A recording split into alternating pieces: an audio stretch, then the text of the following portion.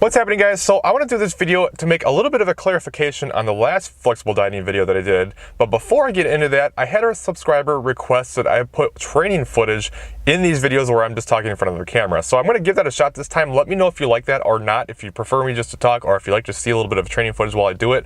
If you enjoy that, I have no problems doing that, and I'll do it a little bit more often. Maybe not quite as often once I get back into my normal training. I do more frequent training updates, but as I'm going through this back thing and not doing a lot of training right now, you know, I'm not doing a lot of training updates because of it, so it probably makes a little bit more sense. But anyway, getting into the topic at hand, I want to talk about the difference between IIFYM and flexible dieting, because in my last video I said that IIFYM and flexible dieting are not the same thing, and this caught a lot of people off guard and it seemed to create a little bit of confusion. So I want to kind of explain what I meant when I said this. So just because I say IIFYM does not mean flexible dieting, and vice versa does not mean that IIFYM is not a form of flexible dieting. Right? There's many ways that you can diet that makes it flexible, and what I was trying to relay, the message I was trying to relay to you guys is that there's no one set way in doing things. All right, your focus is going to change over time, and you can't just say this is the way to do it and this is the way to not do it or anything like that. It needs to be flexible. That's the whole point of flexible dieting. So you're going to have different periods of your life where you're going to be more or less flexible. So I think IIFYM, which if you don't know, it stands for if it fits your macros, which basically says you can eat whatever the heck you want as long as it fits within your macros. So it is kind of a form of flexible dieting. I think it's a very good teaching tool, and I think it works well for a lot of people, and it is flexible, but it's not the only way to diet. It's not the way to flexible diet, all right? Especially in the beginning, if you have a history of good foods versus bad foods and restrictive dieting and all these things, and you feel guilty about eating certain foods, I think dieting, tracking your macros with the IIFYM style of tracking is a very good idea. It's a great teaching tool, and it will teach you that, you know, you can have these different types of foods and you can still reach your goals, and there's no sense in placing a big emphasis on good and bad foods and getting caught up in the emotional game that goes on with that type of dieting. However, that doesn't mean that if you're a flexible dieter, you have to be tracking all the time and that you have to be hitting your numbers. Again, like I explained in the last video, a lot of people get caught up in, with IIFYM, they think I need to hit my numbers exactly. And they think if I don't hit my macros, I'm screwing up and I'm not going to do well, and things are going to be, you know, things aren't going to go well. And that's not the point of IIFYM, and it's certainly not the point of flexible dieting, right? Trying to be exact with your macros all the time is not being flexible. It's almost like another form of an eating disorder, really, if you're just really hyper-focused on being perfect all the time. There's no such thing as being perfect.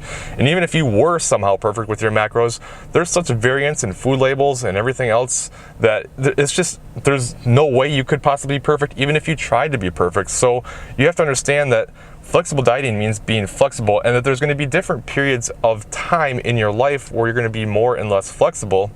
And you might be flexible dieting while tracking, you might be flexible dieting without tracking. Now, I'll use myself as an example, going through different periods in my life and how my flexible dieting approach changes based on where I'm at and what I'm doing. So, for instance, when I was doing my big cut, trying to get down to the 183 weight class, when I started at 210 pounds, as I got down closer and closer to my goal of getting into the low 180s, it became more difficult. Obviously, calories were getting lower. You know, I had to be a little bit more hyper-focused, all right? So I had to be a little bit more diligent with my macros. I had to kind of be a little bit more spot on. I had to be paying closer attention to what I was eating, because I didn't have a whole lot of room for a lot of other foods that I would typically like to eat. So during that period of time, I was less flexible. I could still eat a little bit of whatever I wanted. You know, I typically had like a serving of ice cream almost every day, because that's like my favorite food, and it helps me stay focused and it's sustainable to me. But I wasn't able to have much. You know, I ate a lot of bro foods during that time because calories got really low. Now, as I reverse out of that diet, I can start adding in more calories, and I was still tracking. I do a lot of tracking just because I enjoy tracking. I'm kind of a numbers guy. I'm a stats guy. Like growing up, you know, playing baseball and watching baseball, I was always, you know, really hyper focused on stats and numbers, and it's kind of like a game for me, so I enjoy it. But it doesn't mean that it's something that I'm going to be doing all the time. So as I get out and my calories get higher, all right, now my ranges get bigger, all right? So instead of trying to be within like 5 grams of everything, then it was 10 grams, and then it became 20 grams. And then now what I typically do when I'm tracking is I'll actually just interchange carbs and fat. So I will I will have a protein target that I try to stay within 10 to 20 of, and a fiber number, and then I just interchange my carbs and fats however I want to fit my calories. But then there's also going to be times, like for instance, if I'm going on a trip or something, like if I'm going to the Arnold here in a month, I'm not going to be tracking during that time. I'm just going to be aware. I'm going to enjoy things that I want to enjoy. I'm going to understand that, yeah, maybe I'm going to overeat a little bit, but that's okay. Like, I'm just going to be intuitive, and I'm not going to restrict myself. There's going to be other times where I might not track, but I'm going to be kind of calculating things in my head a little bit. There's going to be times where, like on a Christmas day, I'm not going to track. I'm not going to care. I'm going to eat whatever the heck I want.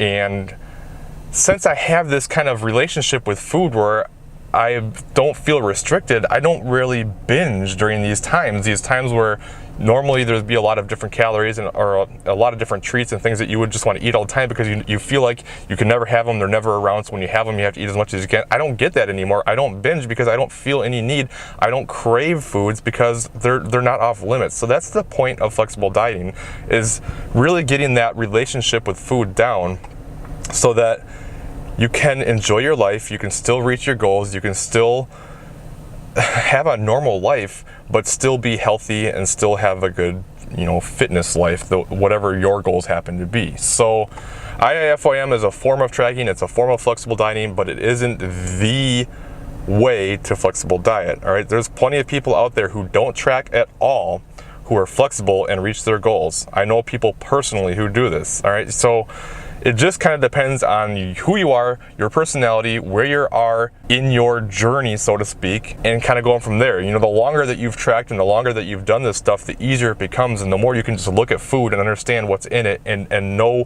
where you're at and all these types of things. It just becomes easier. Like anything in life, the more you do something, the better you're going to get at it. But in the beginning, if you have absolutely no clue how to do any of this stuff, yeah, you're going to have to be a little bit more aware of what's going on. So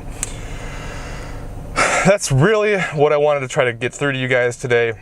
If anything doesn't make sense, if you have any questions on anything, drop them in the comments below and I will be happy to get back to you. Otherwise, thanks for watching as always, and I will talk to you guys later.